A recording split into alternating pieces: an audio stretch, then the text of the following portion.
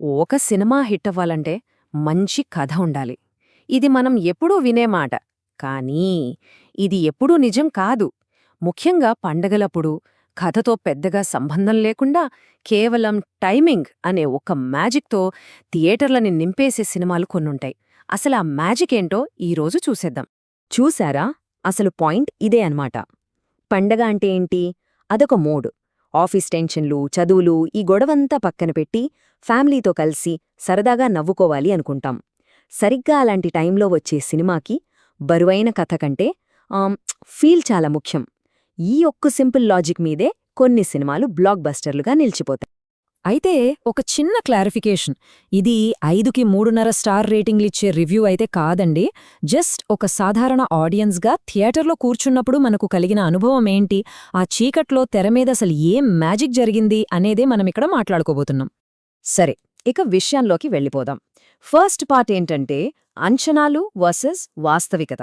అంటే సినిమా థియేటర్కి రాకముందు దీనిపై ఉన్న ఎక్స్పెక్టేషన్స్ ఏంటి, ట్రైలర్ చూశాక జనాల్లో ఎలాంటి టాక్ నడిచింది. ట్రైలర్ రిలీజ్ అయిందో లేదో సోషల్ మీడియా మొత్తం ఒకే ఒక్క ప్రశ్నతో హోరెత్తిపోయింది. అదే ఇది. ఆ డైలాగులు, కొన్ని సీన్లు చూసిన తర్వాత చాలా మందిలో మొదలైన భయమేంటంటే, అమ్మో ఇదేదో తేడా కొడుతోంది, ఎక్కడ క్రింజ్ కంటెంట్ అవుతోందో ఏమో అని. ఇక రెండో డౌటు, ఇది కూడా చాలా పెద్దది. చిరంజీవి గారి రేంజ్కి, ఆయన ఇమేజ్కి ఇలాంటి కామెడీ సెట్ అవుతుందా? అసలు ఆయన్ని ఈ టైప్ ఆఫ్ కామెడీలో చూడ్డానికి జనాలు యాక్సెప్ట్ చేస్తారా అని పెద్ద చర్చే నడిచింది. అసలు ఈ ఎక్స్పెక్టేషన్స్ ఇంతలా తగ్గడానికి కొన్ని స్ట్రాంగ్ రీజన్స్ ఉన్నాయి. చూడండి, అప్పుడే విక్రమ్ సినిమాతో కమల్ హాసన్, జైలర్తో రజనీకాంత్ సీనియర్ హీరోలు ఎలా కంబ్యాక్ ఇవ్వాలో ఒక స్టాండర్డ్ సెట్ చేశారు. ఆ హైప్లో ఉన్న ఆడియన్స్కి ఈ ట్రైలర్ ఇంకా డౌట్స్ పెంచింది. దాంతో చాలామంది సరేలే పండగ సినిమా కదా, ఏదో టైంపాస్కి వెళ్దాం అనే ఒక ప్రిపేర్డ్ మైండ్ సెట్తో థియేటర్కెళ్లారు. ఓకే, ఇన్ని డౌట్స్, ఇన్ని అనుమానాలు ఇవన్నీ పక్కన పెట్టేసి టిక్కెట్ కొని థియేటర్లో కూర్చున్న తర్వాత అస్సలు కథ మొదలైంది. తెరమీద ఏం జరిగిందో తెలుసా? సినిమా స్టార్ట్ అయిన ఓ 10-15 నిమిషానికే మనకు విషయం క్లియర్గా అర్థమైపోతుంది. అదేంటంటే కథ చాలా సింపుల్. నెక్స్ట్ ఏం జరుగుతుందో మనం ఈజీగా గెస్ చేయొచ్చు. కానీ ఇక్కడే ఉంది అసలు ట్విస్ట్. ఈ సినిమా మ్యాజిక్ కథలో లేనేలేదు. మరి ఆ మ్యాజిక్ ఎక్కడుంది? అదంతా చిరంజీవి గారి స్క్రీన్ ప్రెజెన్స్లో ఉంది. ఆయన లుక్స్, ఆ కామెడీ టైమింగ్, ఆ ఏజ్లో కూడా డాన్స్ గ్రేస్, వామ్మో! ఈ మూడు కలిపే థియేటర్ని ఒక ఊపూపేశాయి, ఒక తెలియని ఎనర్జీని నింపేశాయి. అందుకేనేమో ఫస్ట్ హాఫ్లో ఒక్కటంటే ఒక్క బోరింగ్ మూమెంట్ కూడా అనిపించదు, అంత వేగంగా సాగిపోతుంది. ఇక ఇంటర్వెల్ బ్యాంగ్ అయితే ఆడియన్స్ని సీట్లకు కట్టిపడేసి సెకండ్ హాఫ్లో ఏం జరగబోతోందా అనే క్యూరియాసిటీని పీక్స్కి తీసుకెళ్తుంది.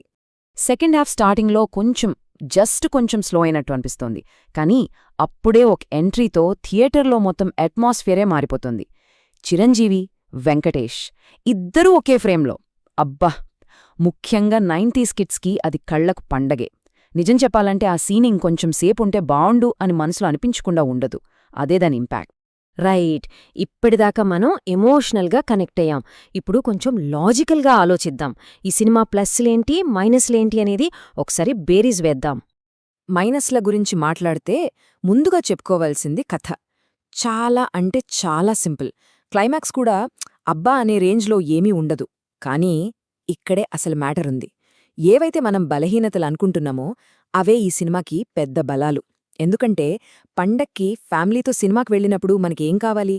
ఇబ్బంది పెట్టే సీన్లుండొద్దు, క్రింజ్ ఉండొద్దు, కామెడీ, ఎమోషన్ అన్నీ బ్యాలెన్స్డ్గా ఉండాలి. ఈ సినిమా ఈ చెక్లిస్ట్లోని అన్ని బాక్సుల్ని పర్ఫెక్ట్గా టిక్ చేసింది. అయితే ఒక మైనస్ పాయింట్ గురించి మాత్రం ఖచ్చితంగా చెప్పుకోవాలి. అదే బ్యాక్గ్రౌండ్ స్కోర్. కొన్ని మాస్ ఎలివేషన్ సీన్లలో గూస్ బంప్స్ తెప్పించే ఒక స్పెషల్ థీమ్ మ్యూజిక్ పడుంటే ఆ సీన్ల ఇంపాక్ట్ నెక్స్ట్ లెవెల్లో ఉండేది. ఆ ఒక్క లోటు మాత్రం అక్కడక్కడ స్పష్టంగా తెలుస్తూ ఉంటుంది. సరే, ఇవన్నీ చూశాక మన ముందుకొచ్చే అసలు ప్రశ్న, ఫైనల్గా ఈ సినిమా ఎవరికోసం, ఎవరు చూస్తే ఎంజాయ్ చేస్తారు? చూడండి, ఒక్క విషయం మాత్రం చాలా క్లియర్. మైండ్ బ్లోయింగ్ ట్విస్ట్లు, ఊహించని మలుపులు కావాలి అనుకునేవాళ్లకి ఈ సినిమా కాదు. ఇది చాలా సింపుల్, స్ట్రెయిట్ ఫార్వర్డ్ కథనం. అలాగే ఇది వేల కోట్లు పెట్టి తీసిన పాన్ ఇండియా సినిమా కూడా కాదు. కళ్ళు చెదిరే గ్రాఫిక్సు, భారీ సెట్టింగ్లు అలాంటివి ఇందులో ఆశించకూడదు. దీని స్కేలు వేరు, దీని పర్పస్ వేరు. మరి ఈ సినిమా ఎవరికి?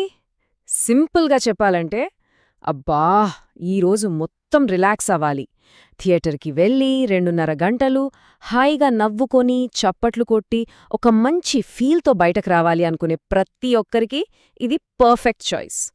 సో ఫైనల్ టేకవే ఏంటంటే, పండగ టైంలో ఫ్యామిలీతో కలిసి చూడ్డానికి ఇదొక ఐడియల్ సినిమా. రిపీట్ వాల్యూ కూడా గట్టిగానే ఉంది. మీకు F1, F2 లాంటి సినిమాలు నచ్చితే ఇది కూడా ఖచ్చితంగా నచ్చుతుంది. ఇదండి ఈ సినిమాపై నా అనుభవం. కానీ ఒక్కో ఆడియన్కి ఒక్కో ఎక్స్పీరియన్స్ ఉంటుంది. సో ఇప్పుడు మీ వంతు. మరి సినిమా చూశాక మీకేమనిపించింది? ఒకవేళ మీరు ఈ సినిమా చూసుంటే మీ ఫీలింగ్స్ ఏంటో కింద కామెంట్స్లో తప్పకుండా చెప్పండి. ఈ విశ్లేషణ మీకు నచ్చినట్లయితే ఒక లైక్ ఇవ్వండి. ఇలాంటి మరిన్ని ఇంట్రెస్టింగ్ డిస్కషన్స్ కోసం మన ఛానల్కి సబ్స్క్రైబ్ చేసుకోవడం అస్సలు మర్చిపోవద్దు.